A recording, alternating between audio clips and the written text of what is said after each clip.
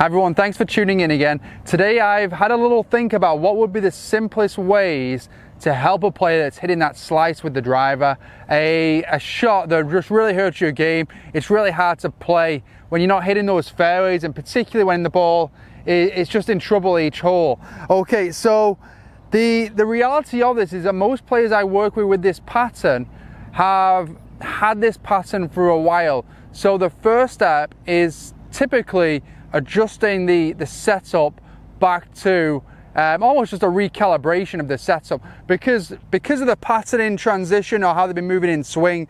Typically what I'll then have seen a player do is get further away from the ball, actually aiming more and more left to accommodate the ball moving left to right, and that's just happened for so long, and that only further ingrains the pattern itself, that we have to go back to, okay, let's recalibrate, let's go back to just a setup that would facilitate a straighter shot better. And I always typically start off with visual. I find if a player is comfortable with the visual, then it's a lot easier for them to keep the body in the position that I'm suggesting in the start position. So as far as visuals, what I'm going to go to is, if I was to stand behind the ball here and pick my intermediate target, or a target that's along the target line, and I always suggest something that's within 3-4 feet of the hole, so I've got mine there. From a visual standpoint, stand a little open, get the ball in line with your leading foot, and then get the sense of the peak of your cap having to work out to the right. And this is really, really key. So the sense I'm really trying to get the player to get is to, when they look at the target, they feel as though they have to look out to the right to see the target. Because when they've got so far away and got so open like this, then you'll typically see a player move this way and the eye line work that way. And that only encourages that kind of a move in transition. So if I get the player in here, and I get them to pick that little target down there and really commit to just feeling as though they're looking out to the right with that little target on the floor, and then extend that look all the way to the target. Then once they get into the setup position, they're going to feel much more comfortable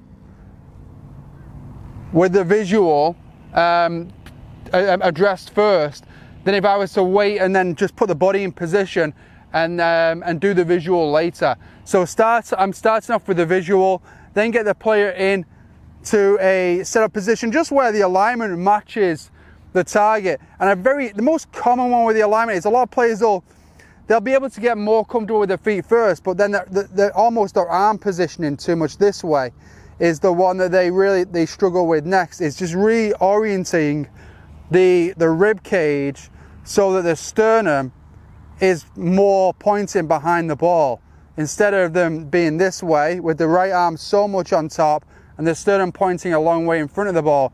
So once you're over the shot, and you could put an alignment stick down for the feet, then make it more of awareness on where the rib cage is pointing.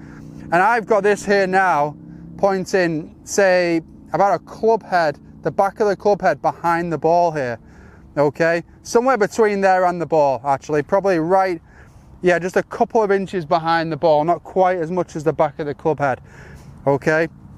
So we've got the eyes, then we've got to get the rib cage in position, then we can double check the arm position, making sure that that right arm isn't getting too much on top. And then from there, learning how to take the club away to about this position here, keeping the face pretty neutral, is going to be a nice one. So you can see here, for this fix for the slice, I'm not going straight to adjusting the path in the beginning, because there's a ton of stuff that's influencing that transition early on. So we have to really go back and, as I mentioned, recalibrate that setup. The keys there being that we've done so far: the visual, the rib cage position, and then also obviously making sure the feet are good, and then the third one, making sure the arms are good in sets of there. So visual, rib cage, make sure the arm hang is good, and then we're going to make sure that takeaway is good there, okay? And then from there, having worked on that a little bit, then we've actually got a chance to work on that transition move and just keeping it, just getting a little bit wider coming into the shot. I find that's the key for most players missing it out, most players hitting that slice. A lot of the time that slice comes from them getting so narrow in transition that they just don't have time to square the face. So staying wider gives a player that time to get the face square, and it's in that first start of downswing. So say from here to here, that we're really looking to make that adjustment, okay? So as far as like the hand position in relation to the body, when they get narrow, the hands get very much in front of the body really quickly from the top. And when a player stays wider, what we're looking for is it stays outside the body in this position here, okay? And there's actually, we have a great feedback value on 3D, the lead hip hand stretch that correlates a lot to distance as well.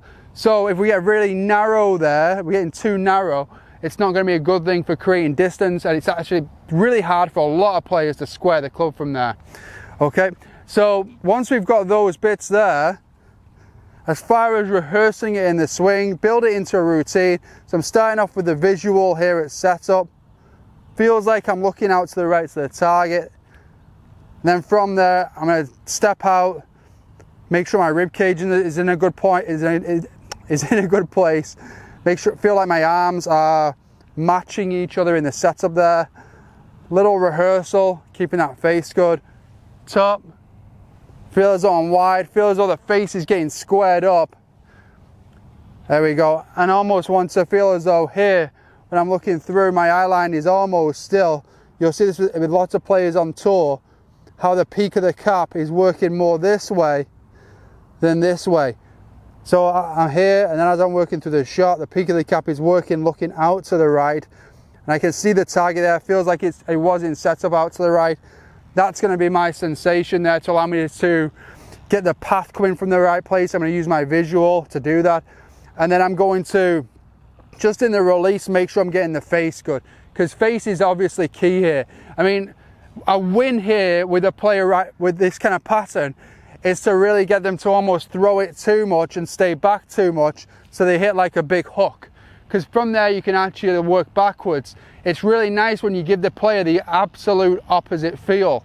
You know, if they go from hitting big slides and all of a sudden they start hitting some hooks, then you can start adjusting a few areas. You know that they're actually making a little bit of progress. It's nice to go from there to hitting the one over there and then just bring it all a little bit tighter.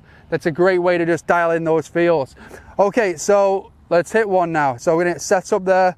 Visual is key. Even when I'm doing the visual, I'm making sure that my rib cage is sat down really nicely. Get in here. Nice setup position there.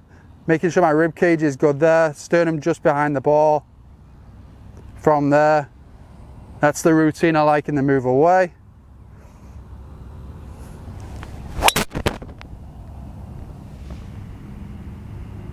Okay, and exaggerated that a little more than I wanted to, but hit a nice little, about 10-yard draw there. Okay, so play around with those keys. I feel that they all may not connect with a player, just because we're all so different. However, if you were able to incorporate just some of those into your game, if you're seeing that slice, it should still help you sort of settle it down a little bit. But remember, face is going to be key for you in this. In most players, when I go to adjusting the path and the face to address this option, going to the face, I just see a lot more success. Thanks once again for tuning in. Please remember to subscribe if you're enjoying the content. Also go to ianmillergolf.com and sign up for the newsletter.